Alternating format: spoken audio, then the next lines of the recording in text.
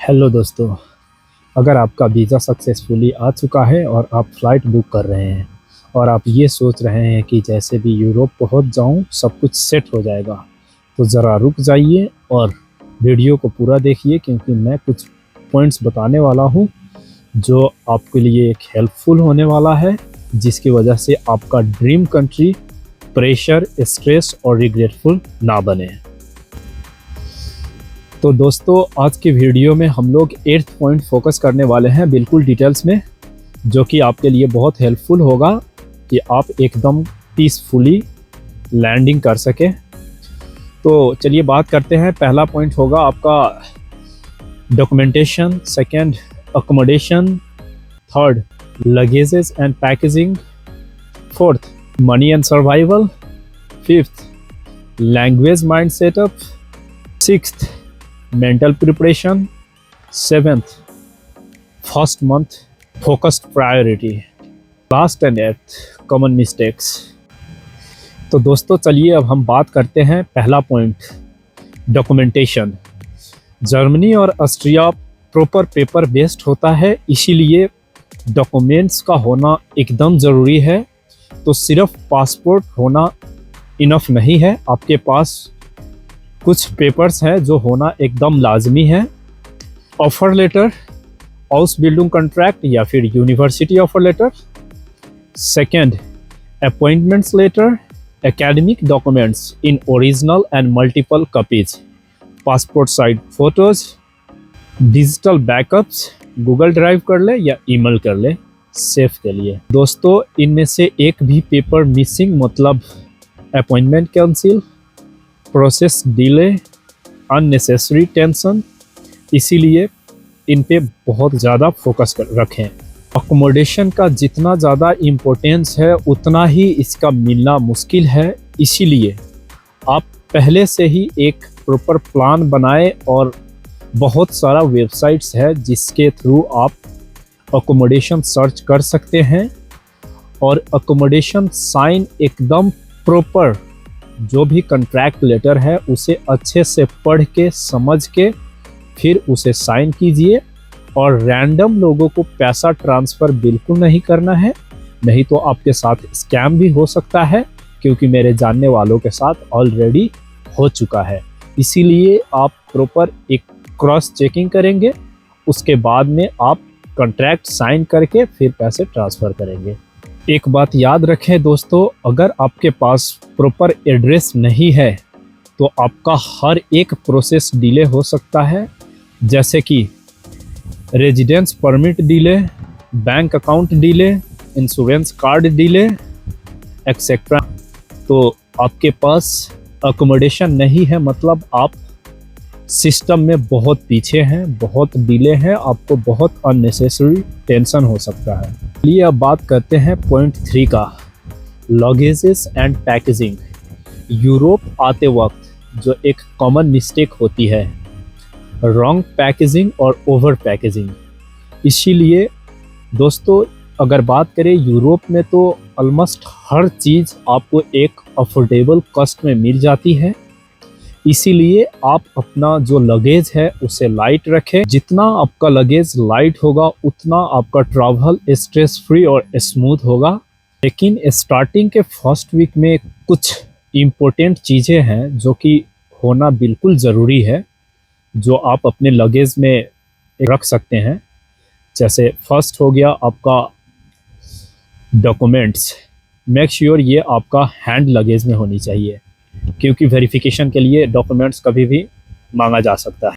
Comfortable shoes रख ले, winter और समर के लिए जैकेट रख ले और कुछ क्लोथ्स रख ले, बहुत सारे रखने की ज़रूरत नहीं है। कुछ एशियन स्पाइसेस भी ले सकते हैं अलाउड क्वांटिटीज़ में। यूरोपियन पावर प्लग और एडाप्टर। तो एशियन एडाप्टर यूरोप में नहीं चलता है, वो आपको यहाँ पे फिट नहीं होगा। मैं आपको डिस्प्ले पे जो एडाप्टर दिखाऊंगा वैसा ले सकते हैं। दोस्तों चलिए अब बात करते हैं पॉइंट 4 का, जो मनी एंड सर्वाइवल। जैसे कि आपको पता है यूरोप सस्ता नहीं है, इसीलिए एक प्लान का होना बहुत ज़रूरी है। तो मेक श्योर कि आपके पास कैश सेफ अमाउंट है, international debit and credit card है, इमरजेंसी फंड है। कुछ एक्सपेंसेस है जो फर्स्ट मंथ में एक बड़ा अमाउंट में होता है, जैसे room deposit 2 to 3 month in advance plus 1 month rent, transport pass, SIM plus internet, food and groceries. तो दोस्तों पैसे का प्रेशर एक डायरेक्ट मेंटल प्रेशर बन जाता है, इसीलिए एक स्मार्ट प्लानिंग जो है ये पार्ट ऑफ लाइफ का है। तो इसीलिए दोस्तों एक स्मार्ट तरीका से पैसे का जो है प्लानिंग करें, ताकि आपको यहाँ पे आके मेंटली कोई प्रेशर ना बने। पॉइंट 5 है लैंग्वेज माइंड सेटअप। अगर मैं सच कहूँ तो दोस्तों इंग्लिश से आप जर्मनी और ऑस्ट्रिया में सरवाइव तो कर सकते हैं, लेकिन लॉन्ग टर्म सेटलमेंट नहीं हो सकती। लैंग्वेज आपको जर्मनी एंड ऑस्ट्रिया में रिस्पेक्ट भी दिलाएगी और बेटर अपॉर्चुनिटी भी दिलाएगी। इसीलिए फर्स्ट डे से ही आप लैंग्वेज पे फोकस करें, कीप प्रैक्टिसिंग और सिंपल सेंटेंस यूज करें, मिस्टेक्स से मत घबराएं, अपने आप के अंदर एक कॉन्फिडेंस रखें, बाकी लैंग्वेज खुद ब खुद इम्प्रूव हो जाएगा। Point 6 mental preparation. यूरोप का सिस्टम थोड़ा स्लो है लेकिन फेयर है। अपॉइंटमेंट्स डिले मिलती है, रिप्लाईज लेट आती है। फर्स्ट वीक्स में आप लोगों को फील हो सकता है होम सिकनेस, लोनलीनेस। कभी कभी आपके जहन में ये भी आ सकता है शायद मैं यूरोप आने का कोई गलत डिसीजन तो नहीं ले लिया। ये सब कुछ नॉर्मल है, ये हर इंसान को होता है, और यूरोप में जो सिस्टम पे विश्वास रखता है वही लॉन्ग टर्म सेटल्ड हो सकता है। Point 7 first month to be focused. Europe आके प्रायोरिटीज क्लियर रखें, ध्यान रखें आप सिटी रजिस्ट्रेशन कर चुके हैं, health insurance card, bank account, transport pass, job search, focus on house building.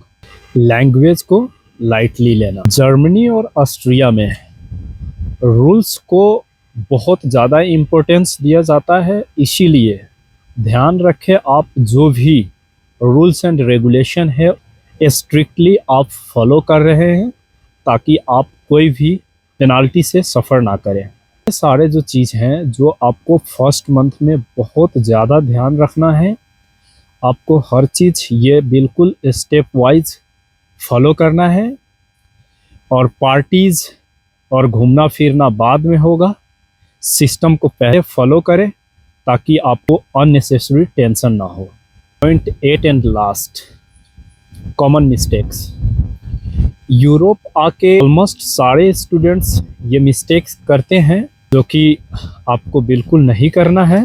Random लोगों पे ट्रस्ट करना, इलीगल और कैश में जॉब करना, रूल्स को इग्नोर करना, ईमेल्स चेक ना करना। दोस्तों वीज़ा मिलना एक अचीवमेंट है, लेकिन वीज़ा के बाद की प्लानिंग आपकी लॉन्ग टर्म की फ्यूचर डिसाइड करती है। अगर आप वेल प्रिपेयर्ड हैं, डिसिप्लिन्ड है और आपके अंदर पैशंस है, तो यूरोप आपके लिए एक बेटर अपॉर्चुनिटी बन जाती है, स्ट्रगल नहीं।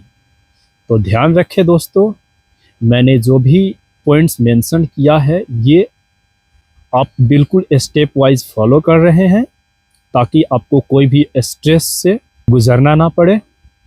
और अगर आपको ये वीडियो अच्छा लगा हो तो लाइक, सब्सक्राइब और शेयर कर दीजिए।